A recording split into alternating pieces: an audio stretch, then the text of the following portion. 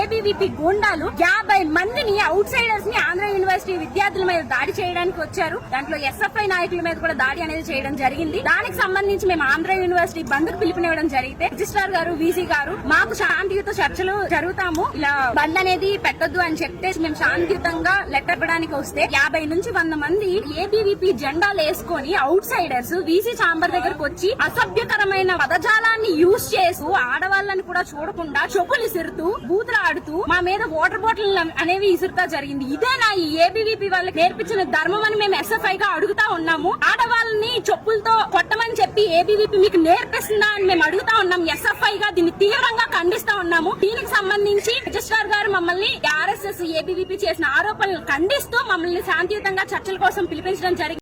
ABVP గూండాలు 50 మందిని out Zydus ని ఆంధ్ర యూనివర్సిటీ విద్యార్థుల మీద దాడి చేయడానికి వచ్చారు. దాంట్లో ఎస్ఎఫ్ఐ నాయకుల మీద కూడా దాడి అనేది చేయడం జరిగింది. దానికి సంబంధించి మేము ఆంధ్ర యూనివర్సిటీ బంద్ కు పిలుపునివ్వడం జరిగితే రిజిస్ట్రార్ గారు, వీసీ గారు మాకు శాంతియుత చర్చలు జరుగుతాము, ఇలా బంద్ అనేది పెట్టొద్దు అని చెప్పేసి మేము శాంతియుతంగా లెటర్ ఇవ్వడానికి వస్తే 50 నుంచి 100 మంది ఏబీవీపీ జెండాలు వేసుకొని అవుట్ సైడర్స్ వీసీ ఛాంబర్ దగ్గరకు వచ్చి అసభ్యకరమైన పదజాలాన్ని యూజ్ చేస్తూ ఆడవాళ్ళని కూడా చూడకుండా చెప్పులు ఇసురుతూ బూతులాడుతూ మా మీద వాటర్ బాటిల్ అనేవి ఇసురుతా జరిగింది. ఇదేనా ఈ ఏబీవీపీ వాళ్ళకి నేర్పించిన ధర్మం అని మేము ఎస్ఎఫ్ఐ గా అడుగుతా ఉన్నాము. ఆడవాళ్ళని చెప్పులతో కొట్టమని చెప్పి ఏబీవీపీ మీకు నేర్పిస్తుందా అని మేము అడుగుతా ఉన్నాం. ఎస్ఎఫ్ఐ గా దీన్ని తీవ్రంగా ఖండిస్తా ఉన్నాము. దీనికి సంబంధించి రిజిస్ట్రార్ గారు మమ్మల్ని ఆర్ఎస్ఎస్ ఏబీవీపీ చేసిన ఆరోపణలు ఖండిస్తూ మమ్మల్ని శాంతియుతంగా చర్చల కోసం పిలిపించడం జరిగింది.